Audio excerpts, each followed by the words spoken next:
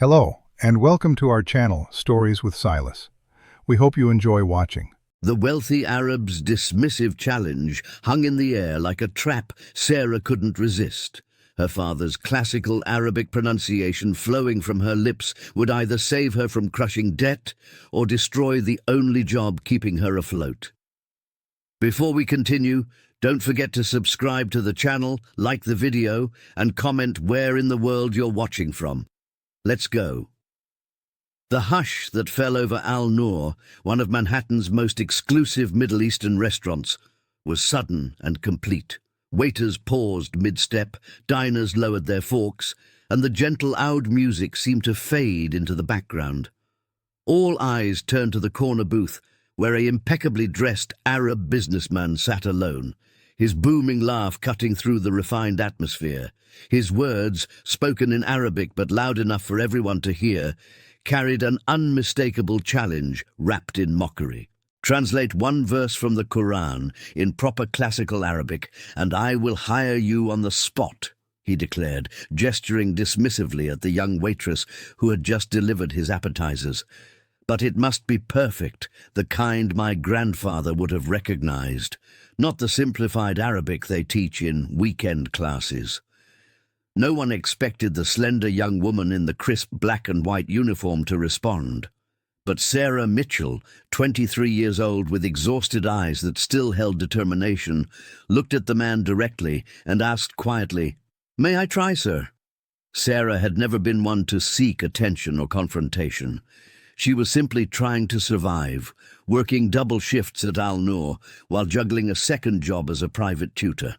Her life was a carefully balanced act of paying bills, managing debt, and keeping her late father's memory alive. The medical bills from his final year of battling cancer still arrived monthly, each envelope a reminder of both her loss and her responsibility.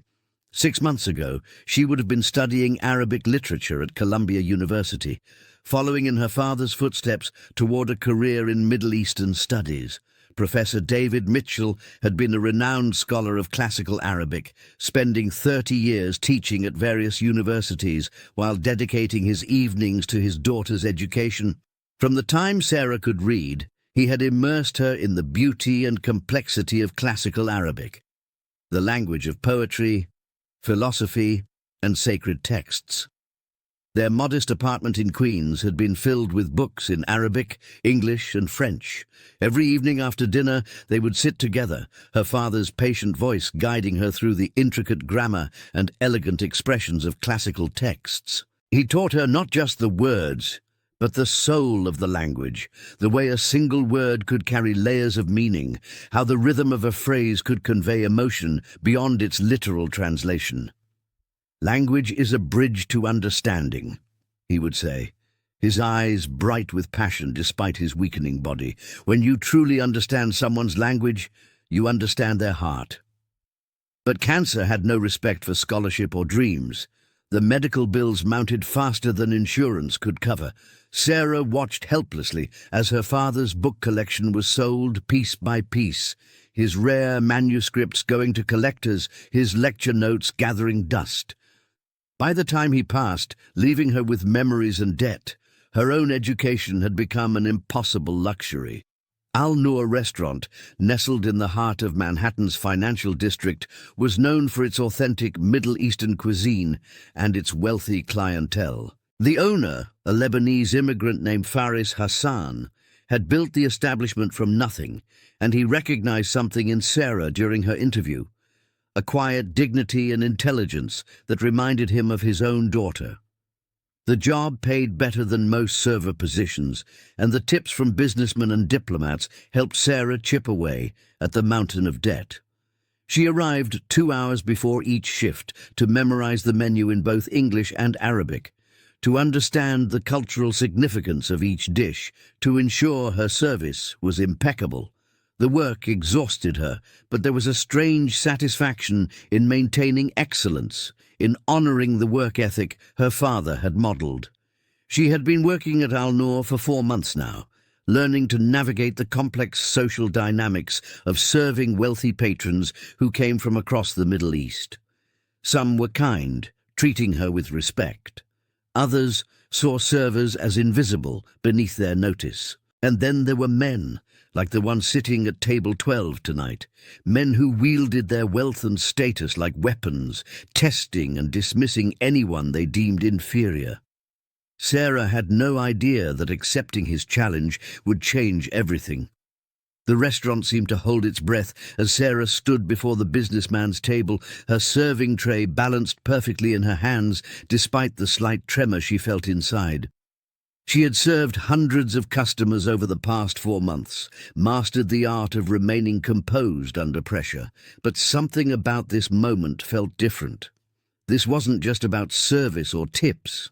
This was about her father's legacy, about the countless hours they had spent together bent over ancient texts, about proving that his teachings hadn't died with him. The businessman, whose name she would later learn was Rashid Al-Khalil, leaned back in his chair with an expression of amused skepticism. He was perhaps 50 years old, with silver threading through his dark hair and the confident bearing of someone accustomed to being the most important person in any room. His tailored suit probably cost more than Sarah earned in 6 months, and the watch on his wrist gleamed with quiet opulence. "You want to try?" he repeated, switching to English with a pronounced accent. His tone suggested he found the entire situation entertaining, like watching a child attempt an adult's task. "Do you even know what classical Arabic is, Habibti? It is not what they teach in tourist phrase books." Sarah set down her tray on a nearby service station, her movements deliberate and calm. Years of watching her father navigate academic skepticism had taught her that responding to condescension with grace was more powerful than anger. "I understand the difference, sir," she said quietly. "Classical Arabic, Fusha, is the language of the Quran, of pre-Islamic poetry, of scholars and theologians. It differs significantly from the modern dialects spoken across the Arab world today." A flicker of surprise crossed Rashid's face, quickly masked by renewed skepticism. "Anyone can memorize a definition," he said, waving his hand dismissively. "But can you actually read it, understand it, translate it with the nuance and beauty it deserves?" "My father was Professor David Mitchell," Sarah said, her voice steady despite the emotion that threatened to crack it. "He taught classical Arabic literature at Columbia for 30 years. He believed that understanding the classical language was essential to understanding the culture, the history, the soul of the Arab world. He taught me from the time I was 6 years old." Rashid's expression shifted slightly, something unreadable passing across his features. "Mitchell," he murmured. "I knew of him. A brilliant scholar, though I never met him personally. He published several papers on Jahiliyyah poetry, if I recall correctly."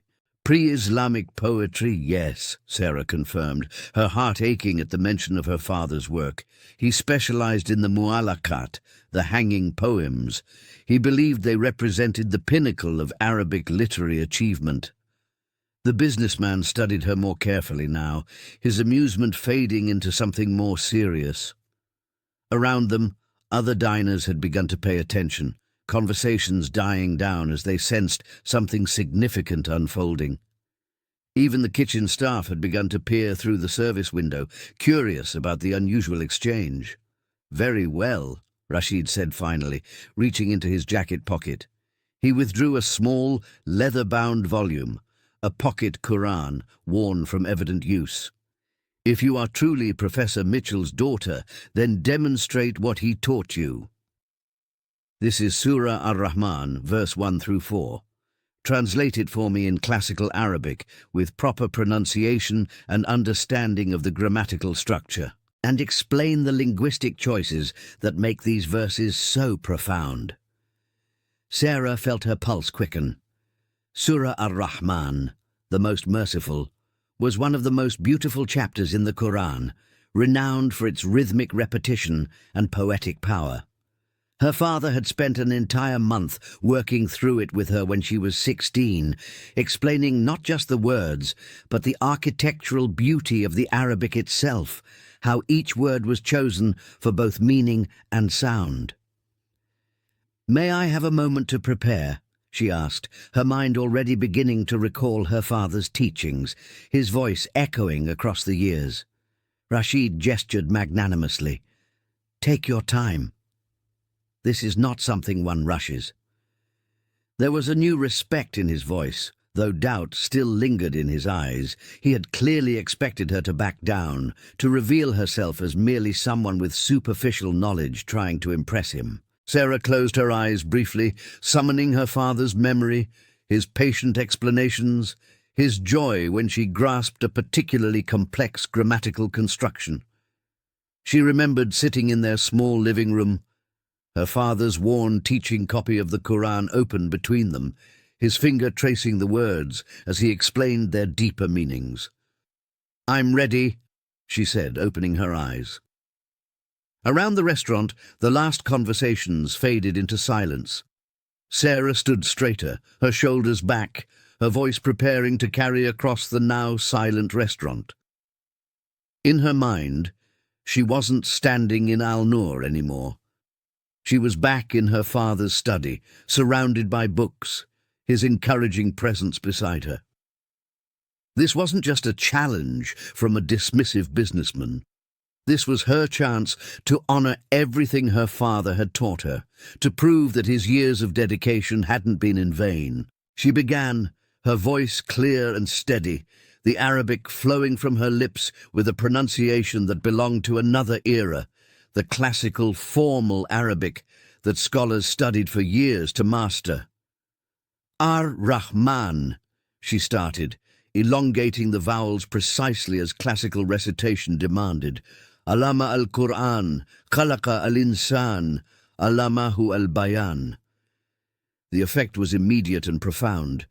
Several Arab diners throughout the restaurant lifted their heads sharply, recognition flashing across their faces. This wasn't the simplified pronunciation of modern dialects. This was the pure, classical form, every consonant precisely articulated, every vowel length exact, the guttural sounds emerging from the throat with the authenticity of ancient scholarship. Rashid's hand, which had been casually resting on the table, slowly tightened into a fist. His expression shifted from skeptical amusement to something far more complex, surprise, recognition, and the beginning of something deeper. Sarah continued, translating the verse into English while maintaining the structural integrity of the Arabic original. "The most merciful," she said, her voice steady despite her racing heart, "who taught the Quran, created humanity, taught them articulate speech." But she didn't stop there. This was where her father's teachings truly showed their depth. She began to explain, just as Rashid had demanded, the linguistic choices that made these verses extraordinary. "The name Ar-Rahman," she said, her voice taking on the quality of a teacher, echoing her father's own cadence, "is derived from the root Arham, mercy, compassion. But this particular form, this intensive pattern in Arabic grammar, emphasizes the all-encompassing nature of divine mercy. It's not merely merciful, it's mercy itself, mercy beyond human comprehension." She saw Rashid lean forward slightly, his skepticism visibly crumbling. "The verb alama, taught, appears twice in these 4 verses," Sarah continued, her passion for the language overcoming her nervousness. "First, he taught the Quran, then he taught humanity clear expression, al-bayan. This repetition isn't accidental. It establishes a divine pattern of teaching, of communication. The same God who revealed sacred text also gave humans the capacity for language itself." Her voice grew more confident as she delved deeper into the linguistic analysis, the way her father had taught her to see beyond surface meanings. Notice the word khalaqa, created. It's placed between the 2 instances of alama. This isn't just poetic structure. It's a theological statement, embedded in grammar. Teaching frames creation. Knowledge and articulation define what it means to be human. The verse doesn't say he created humanity and then taught them. It says he taught, created, taught, making education and expression inseparable from our very existence. Around the restaurant, other Arab diners had abandoned any pretense of eating. One elderly man in traditional Saudi dress had tears forming in his eyes. A younger woman, perhaps in her 30s, had pressed her hand to her mouth in amazement. Even non-Arab diners, who couldn't understand the language itself, sensed they were witnessing something extraordinary. Faris Hassan, the restaurant owner, stood frozen near the kitchen, his eyes wide. He had hired Sarah because she seemed intelligent and hard-working, but he had no idea she possessed this depth of knowledge. The word insan, humanity, comes from the root that also means to forget or to be intimate, Sarah continued, her father's voice echoing through her own. Humans are defined by our forgetfulness, our need for constant reminder, constant teaching. We are also defined by our capacity for closeness, for connection through language. These 4 verses contain an entire philosophy of human nature. Rashid had gone completely still. His hands rested flat on the table now, and something had shifted in his expression. The arrogance, the dismissive humor, the casual cruelty, all of it had evaporated, replaced by something raw and unguarded. "Your pronunciation," he said quietly, his voice barely above a whisper.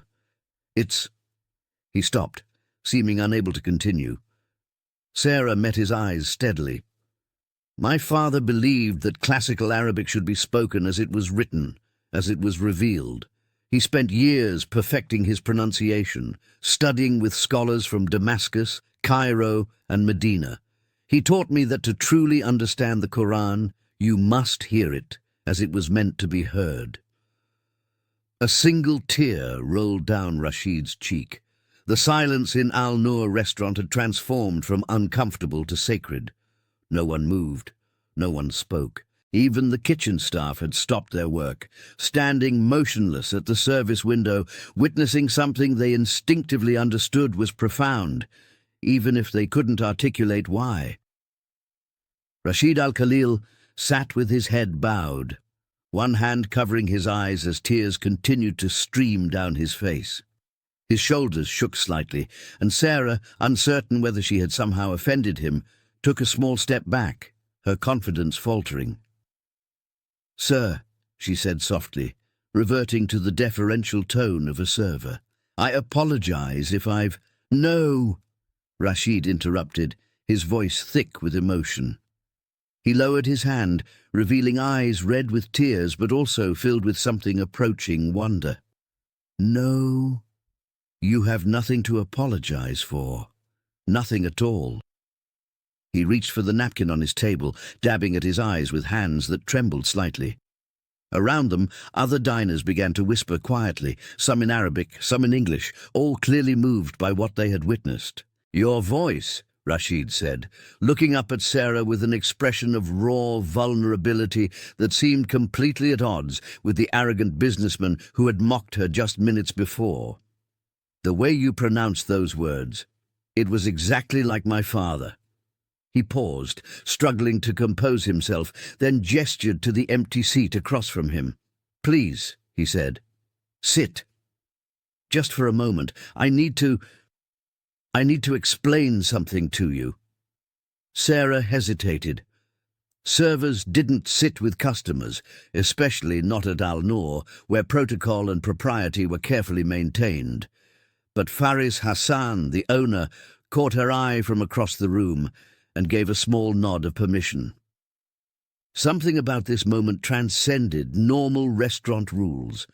She slid into the booth across from Rashid, her heart still pounding, aware that dozens of eyes were watching them. "My father," Rashid began, his voice still unsteady, "was an imam in a small village outside Riyadh. Not a wealthy man, not famous, but profoundly learned.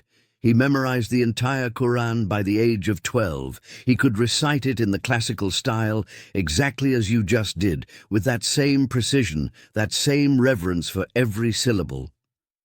He paused, his fingers tracing the edge of the small Quran on the table between them. I was his youngest son, his favorite, though he would never have admitted that aloud. Every evening after Maghrib prayer, he would sit with me and teach me, not just the words, but the meaning, the beauty, the linguistic miracles embedded in the text. He would say, "Rashid, this is not just a book. This is the architecture of meaning itself. Learn it well." Sarah felt tears forming in her own eyes now, recognizing the parallel to her own father's teachings. "I was 17 when he died," Rashid continued. "A heart attack, sudden and brutal. One moment he was reciting Surah Ar-Rahman, the same verses you just translated, and the next moment he was gone. I held him as he died, his last words still echoing in my ears."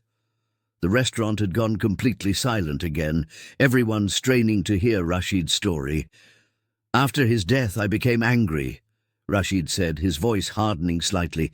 "Angry at God for taking him, angry at the world for its injustice. I threw myself into business, into making money, into proving that I could succeed without all his spiritual teachings.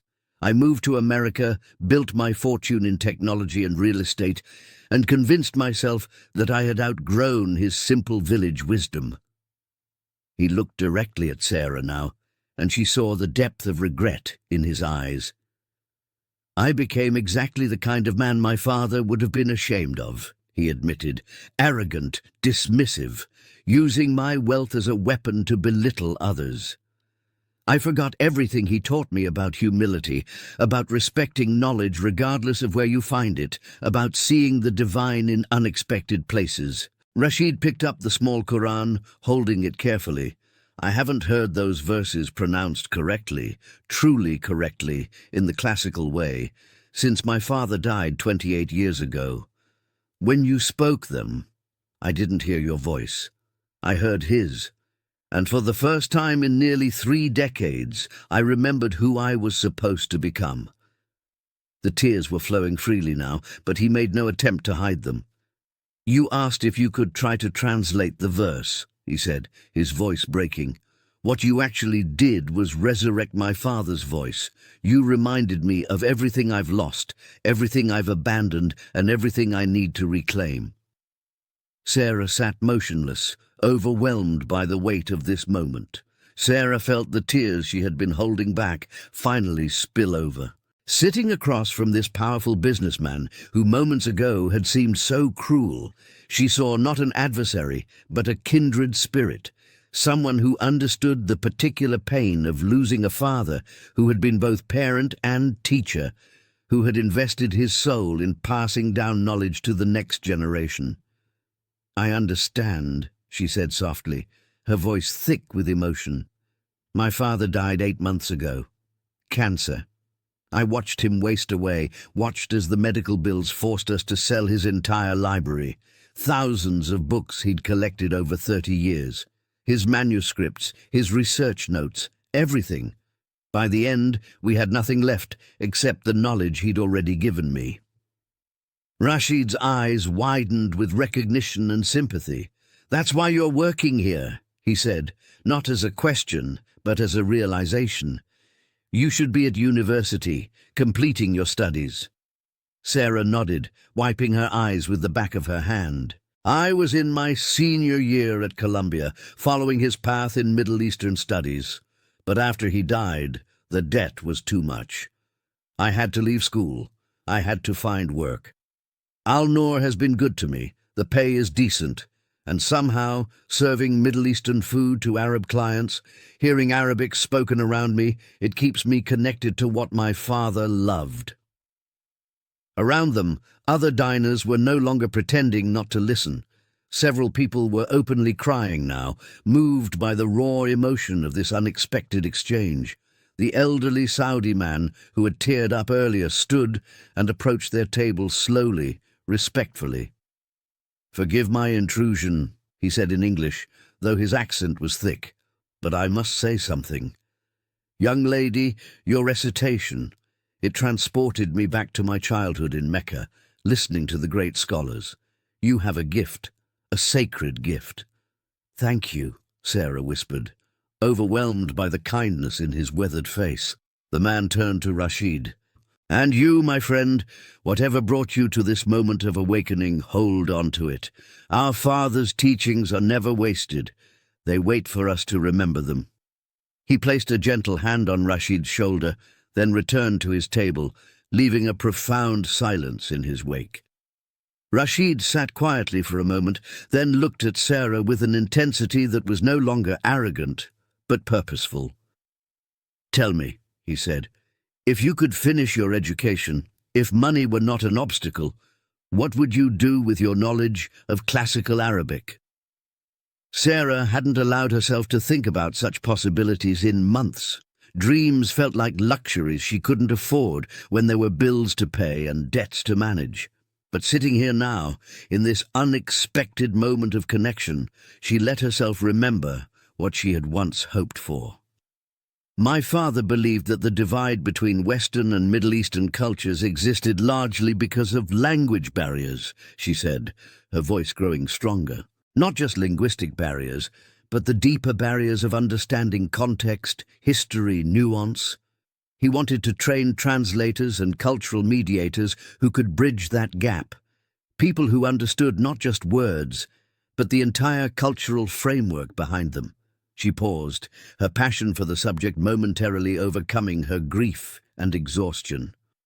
Classical Arabic is the key to understanding 1,500 years of Islamic civilization, its poetry, philosophy, science, and spirituality. But in the West, very few people study it deeply enough to access that world. And in the Arab world, even as modern dialects evolve, there's sometimes a disconnect from the classical roots. My father dreamed of creating a program that would train scholars in both worlds, building bridges of genuine understanding. Rashid was leaning forward now, completely absorbed in her words. That was his life's work, Sarah continued. He was developing a curriculum for a cultural heritage institute when he got sick. All his notes, all his plans, they were in the books we had to sell. I tried to save his research digitally, but so much was lost. Sometimes I feel like I'm carrying forward his legacy just by remembering what he taught me, even if I can't do anything more substantial with it. Rashid was quiet for a long moment, his expression thoughtful. Then he reached into his jacket pocket and withdrew a business card, sliding it across the table towards Sarah. I need to tell you who I am, he said, and then I need to make you an offer. Sarah picked up the business card with trembling fingers.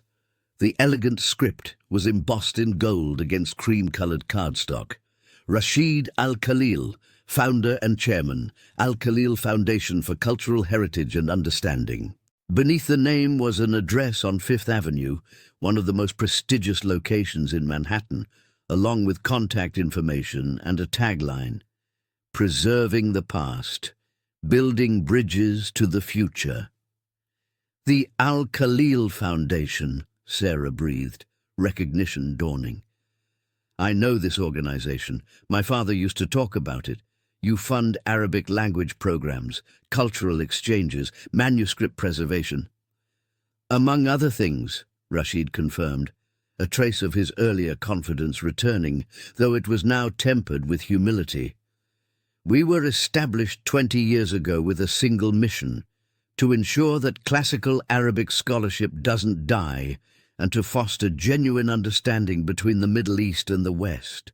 Everything my father valued, everything I spent 2 decades ignoring, I finally began to honor through this foundation. He gestured to the card in Sarah's hand. 5 years ago, I finally admitted to myself that I had been running from my father's memory instead of honoring it. I was wealthy beyond measure, but spiritually bankrupt. So I established the foundation with a significant portion of my fortune. We work with universities, mosques, cultural centers, and independent scholars across the world. Sarah's mind was racing, trying to process this revelation. The Al-Khalil Foundation was legendary in academic circles focused on Middle Eastern studies. They had funded the digitization of thousands of rare manuscripts, sponsored scholarship programs, and supported cultural exchange initiatives that brought Arab and Western scholars together. "Your father's work," Rashid continued, his voice growing more animated. "The curriculum he was developing. That's exactly the kind of project we exist to support. Tell me, do you still have any of his materials? Any notes, drafts, anything that survived?" "Some," Sarah admitted. "I managed to save about 20% of his research digitally before we had to sell the physical books.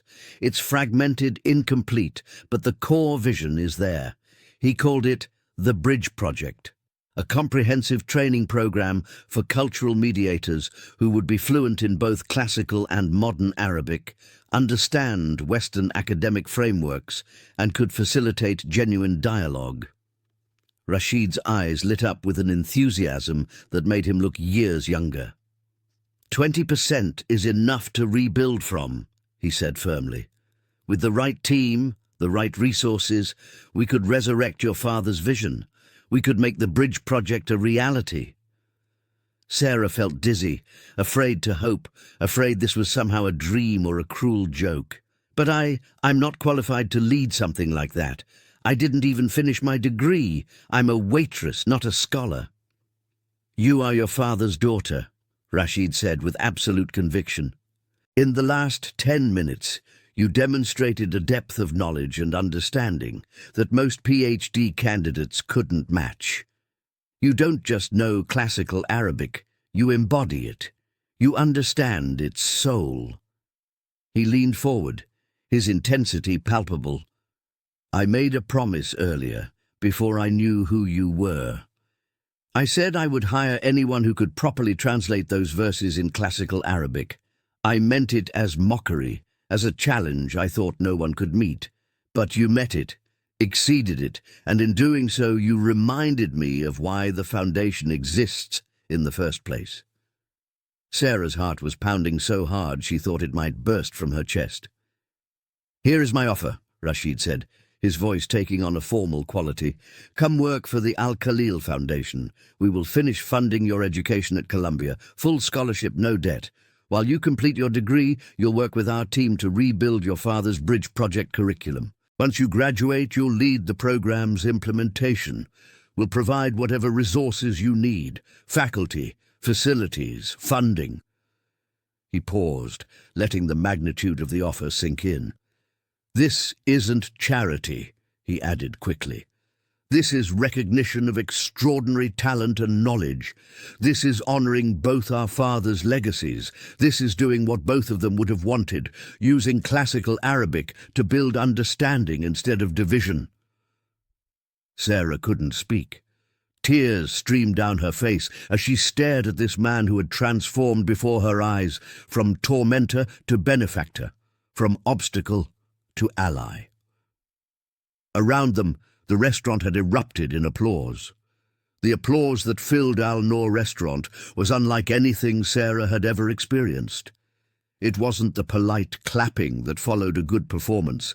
It was genuine, heartfelt, spontaneous. Diners stood from their tables, some with tears in their eyes, others beaming with joy. The kitchen staff emerged completely, led by Chef Karim, all clapping enthusiastically. Faris Hassan, the owner, approached their table with his own eyes glistening with emotion. "In all my years running this restaurant," he said in his thick Lebanese accent, "I have never witnessed anything like this. Sarah, you are a blessing to this place, but I think perhaps you belong somewhere else now." Sarah looked up at him, still unable to fully process what was happening. "Go," Faris said gently, placing a hand on her shoulder. "Accept this opportunity. Your father would have been so proud. I am proud just knowing you." The elderly Saudi man who had spoken earlier came forward again, this time accompanied by his wife, an elegant woman in an embroidered abaya. "My dear," the woman said in Arabic, which Sarah understood perfectly. "You have been given a gift tonight. Not the job, the gift of purpose rediscovered. Don't let fear steal it from you." Sarah managed to nod, overwhelmed by the outpouring of support from complete strangers who had become witnesses to one of the most important moments of her life. Rashid stood, extending his hand to help Sarah to her feet. She accepted it, rising on unsteady legs. The applause finally began to fade as diners returned to their seats, though the energy in the room remained charged with emotion. "I don't know what to say," Sarah finally managed, her voice hoarse from crying. It's everything I thought I'd lost. Everything I thought was impossible." "Say yes," Rashid replied simply. "Say you'll give us, the chance to make this right, to honor your father's work and my father's values." Sarah looked around the restaurant, at the faces of people she'd served for months, at the colleagues who had become friends, at the familiar space that had been her refuge during the darkest period of her life. Leaving felt both terrifying and necessary. "I need to be honest with you," she said, turning back to Rashid. "I still have over $80,000 in medical debt from my father's treatment. Even with a scholarship, I don't know how I could afford to stop working full-time and return to school. The payments alone—" "The foundation will handle it," Rashid interrupted gently. "All of it. The debt will be paid in full. You'll also receive a living stipend while you complete your studies, enough to live comfortably, to focus entirely on your education and the development of the bridge project." He must have seen the disbelief in her eyes, because he continued quickly. "This isn't unusual for us. We've funded dozens of scholars over the years, covering not just tuition, but also living expenses and debt relief when necessary. Talent like yours, knowledge like yours, shouldn't be buried under financial burden. It should be nurtured, celebrated, and put to use, building the understanding our world so desperately needs." Sarah felt her knees weaken. The debt had been a crushing weight on her shoulders for 8 months, a constant reminder of everything she'd lost, a barrier to every dream she'd once held. And now, in a single evening, because she dared to accept a challenge from a stranger, that weight was being lifted. "There's one condition," Rashid added, and Sarah's heart sank slightly, waiting for the catch that would make this too good to be true. "You must promise me," he said, his voice suddenly soft, vulnerable, "that you'll help me learn again. I've forgotten so much of what my father taught me. I can still read Arabic, conduct business in the modern dialects, but the classical language, the depth, the beauty, the spiritual dimensions, I've let it all atrophy. I want to reclaim it. I need a teacher." Sarah looked at this powerful, wealthy man who was asking her, a 23-year-old waitress, to teach him. "I would be honored," she whispered. Rashid smiled, and for the first time that evening it was a smile of pure, uncomplicated joy. The rest of that evening passed in a blur. Rashid insisted on paying for everyone's meals in the restaurant, an extravagant gesture that Faris tried to refuse before finally accepting with grace. Diners came by their table throughout the night, offering congratulations, sharing their own stories of lost parents and rediscovered purpose, pressing business cards into Sarah's hands with offers of support and connection. One woman, a professor of linguistics at NYU, gave Sarah her personal cell phone number. "When you're ready to restart your studies," she said warmly, "call me. I'd be honored to be on your thesis committee." The elderly Saudi gentleman and his wife stayed until closing, insisting on speaking with Sarah one more time. "My husband was a judge in Riyadh for 40 years, the woman explained. "He has spent his retirement trying to preserve classical Arabic jurisprudence texts. Perhaps your bridge project could help bring that work to Western scholars?" Connections were forming, networks emerging, all because Sarah had spoken a few verses in the language her father taught her. By the time the restaurant finally emptied, it was past midnight. Sarah stood in the quiet dining room, still in her server's uniform, trying to make sense of how drastically her life had changed in a few hours. Rashid had left his contact information and scheduled a meeting at the Foundation's offices for the following Monday. "Bring whatever you have of your father's research," he'd said. "We'll start there." Faris approached as Sarah was collecting her things from the staff locker room. "You know," he said, "when I hired you, I saw something special. I didn't know what exactly, but I knew you were meant for more than serving tables. I'm glad the world is finally seeing what I saw." "Thank you," Sarah said, hugging him impulsively, "for everything, for taking a chance on me when I needed it most." "You gave us far more than we gave you," Faris replied. "This restaurant will never be the same. You showed us all what dignity and knowledge look like, regardless of station or circumstance." Sarah left Al Noor just after 1 in the morning, stepping out into the cool Manhattan night. Instead of heading straight to the subway, she found herself walking, needing time to think, to process, to simply be with her thoughts. Her phone had been buzzing incessantly with texts and calls. Word of what happened had already spread on social media. Someone in the restaurant had recorded part of her translation, and the video was being shared widely, mostly within Arabic-speaking communities, but also among academics and cultural enthusiasts. She silenced the phone, not ready to deal with sudden attention and curiosity. Instead, she walked north toward Central Park, her feet carrying her almost unconsciously to a bench near the Bethesda fountain, a place she and her father had often visited together. They would sit here after his classes at Columbia, discussing whatever text they'd been studying, watching the city move around them. Sarah sat on their bench and pulled out her phone, scrolling to her photos until she found one of her father. It had been taken just a year before his diagnosis. He was standing in his office at Columbia, surrounded by books, laughing at something she'd said off-camera. His eyes were bright with intelligence and kindness, his smile genuine and warm. "I did it, Dad," she whispered to the photo. "I spoke the words the way you taught me, and something impossible happened, something wonderful."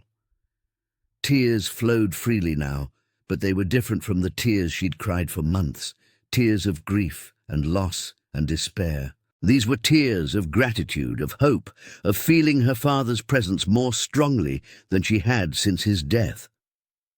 "The bridge project is going to happen," she continued, her voice stronger. "Your dream isn't dead.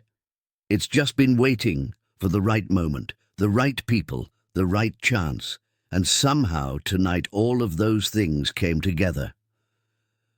A cool breeze rustled the trees around her, and Sarah could almost hear her father's voice in it, could almost feel his pride and encouragement. She sat there for a long time, holding her phone, holding her father's memory, holding on to this moment of transformation before the work ahead began. Monday morning arrived with the kind of crisp autumn clarity that made Manhattan feel almost magical.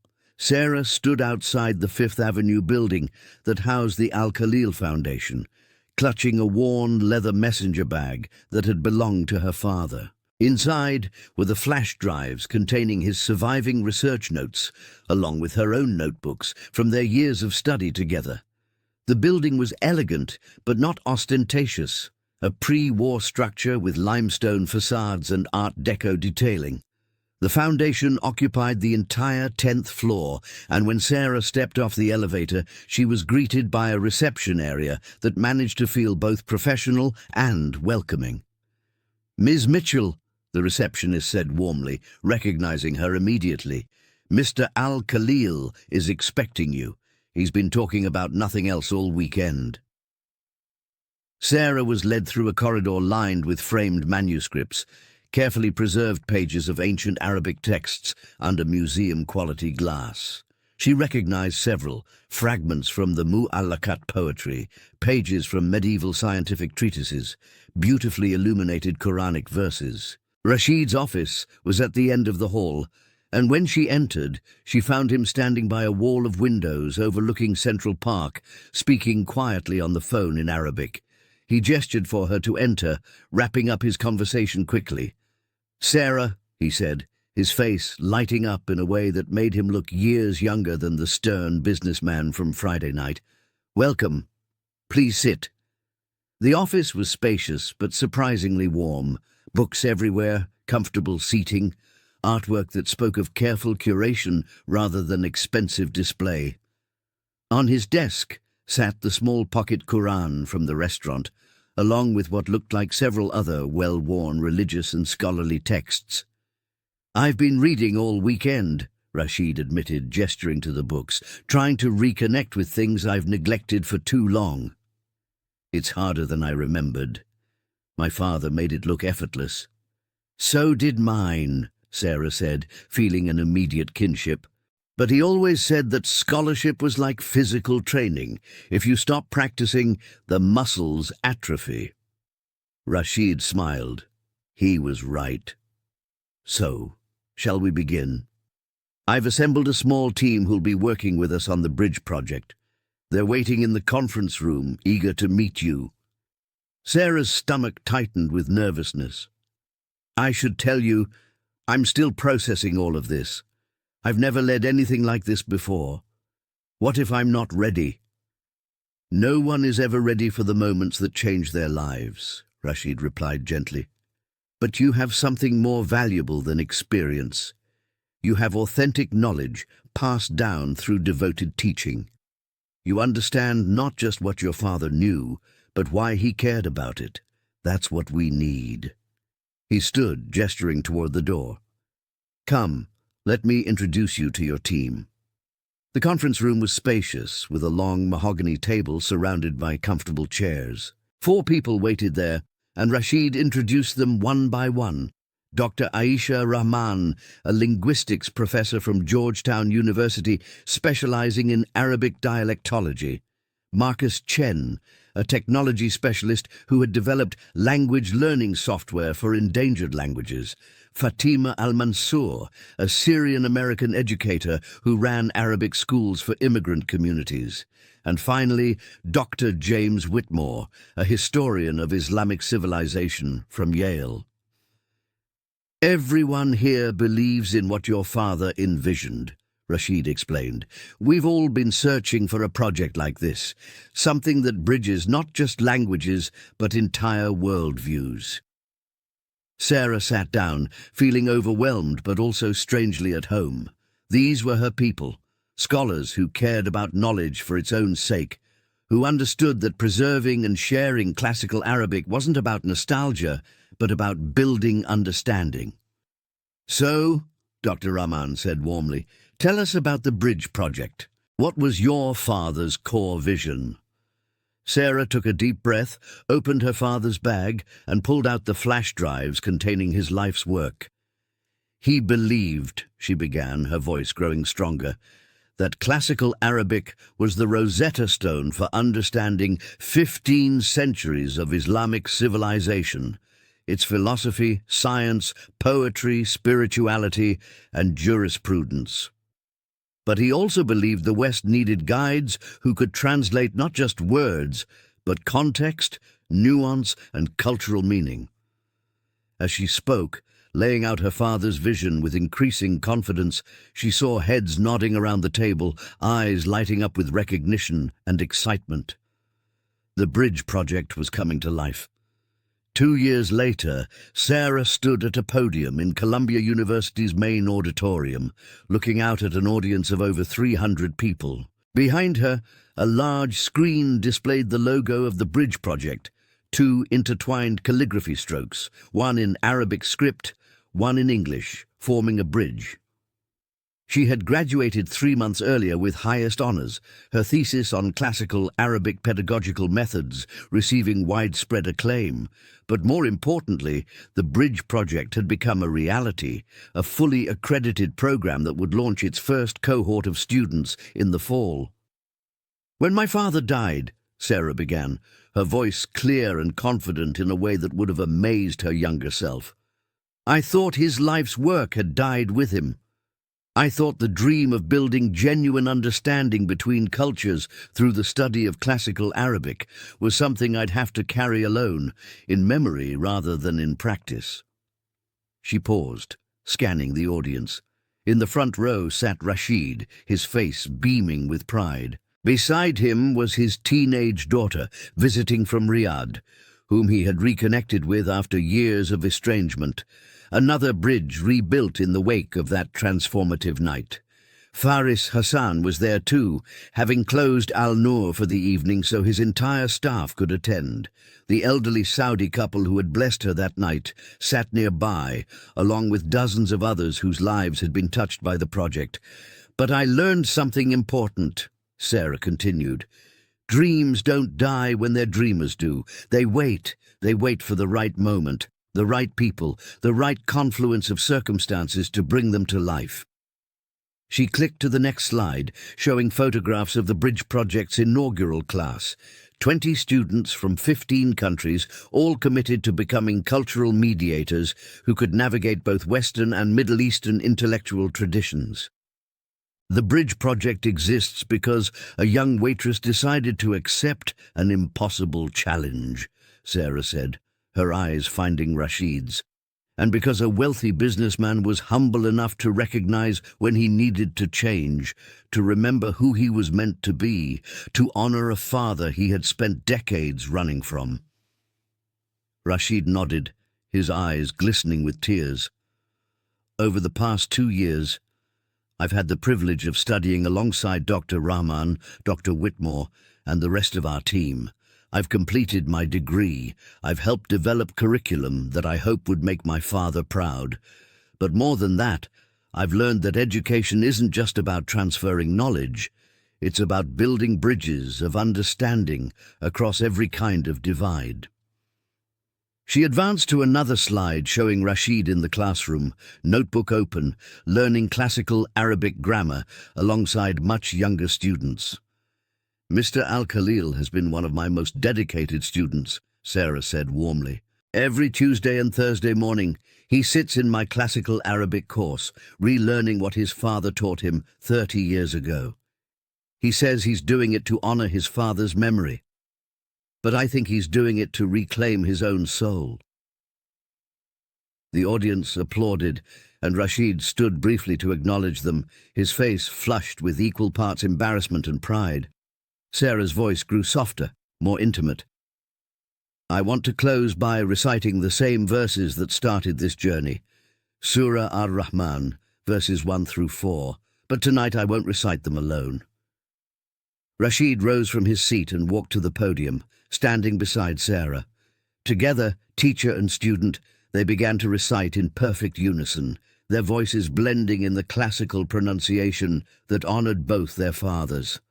Ar-Rahman, Allama al-Qur'an, Khalaqa al-Insan, Allamahu al-Bayan, the most merciful, who taught the Qur'an, created humanity, taught them articulate speech. As their voices faded, the auditorium erupted in sustained applause. Sarah looked out at the audience, scholars, students, supporters, and skeptics who had become believers, and felt her father's presence more strongly than she had since his death.